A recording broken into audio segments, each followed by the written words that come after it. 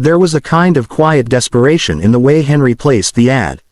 Living on a small farm in the dusty corners of New Mexico, he had reached a point in his life where the dream of family seemed more distant with each passing year. His neighbors had long since paired off. His friends had families of their own. And there he was, with nothing but his land, his fading hopes, and a heart that longed for connection. It wasn't that Henry didn't try.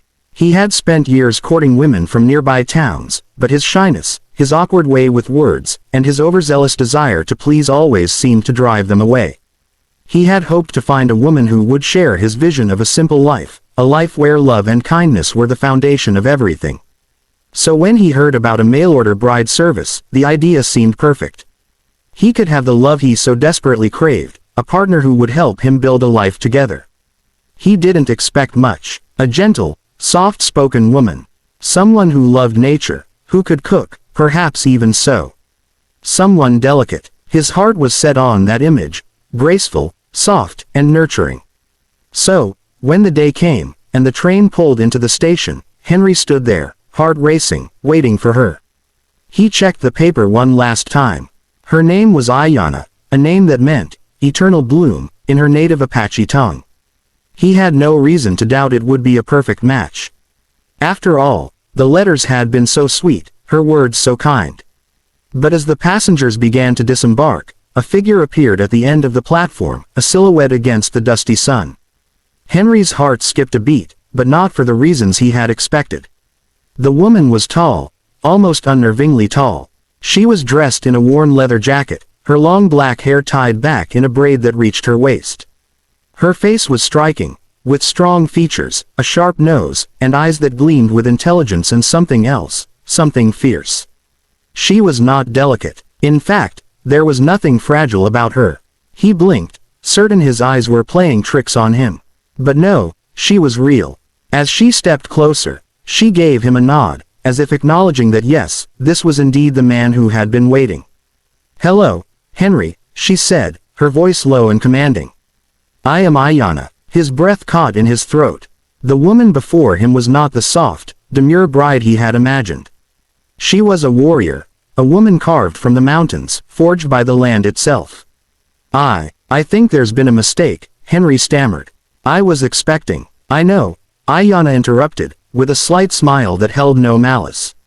"But sometimes, life gives us what we need, not what we want."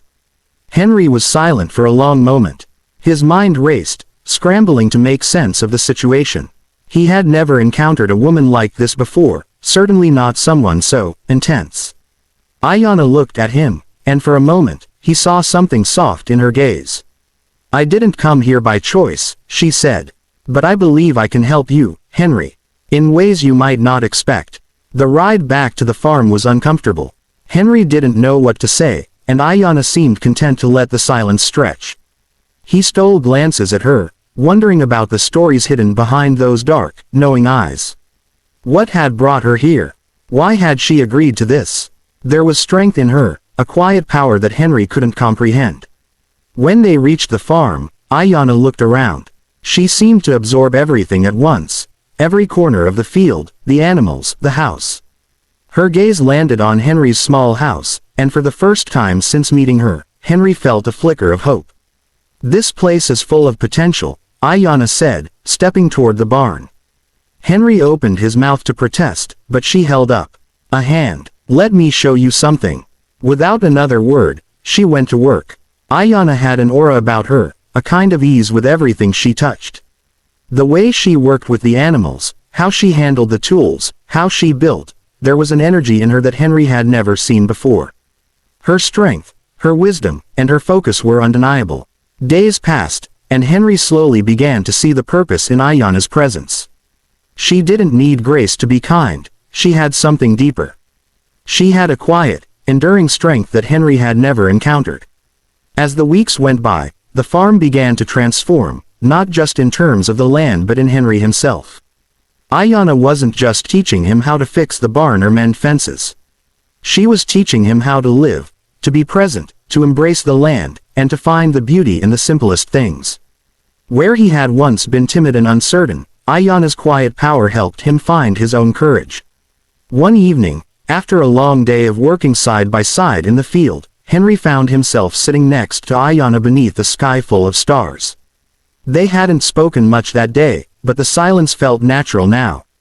"You were expecting grace," Ayanna said, breaking the quiet. "But sometimes, what we need most isn't delicate or soft. Sometimes, we need something strong to hold us up when we're ready to fall." Henry thought about this for a long time. He had wanted grace, and in a way, he had found it, but not the way he expected.